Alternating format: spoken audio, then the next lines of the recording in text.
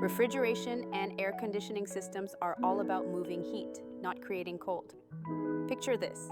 The refrigerant flows through four key components.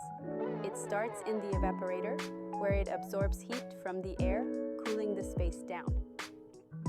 Then it heads to the compressor, which squeezes that vapor, raising its pressure and temperature. Next, the hot gas moves to the condenser, releasing heat to the outside air and turning back into a liquid.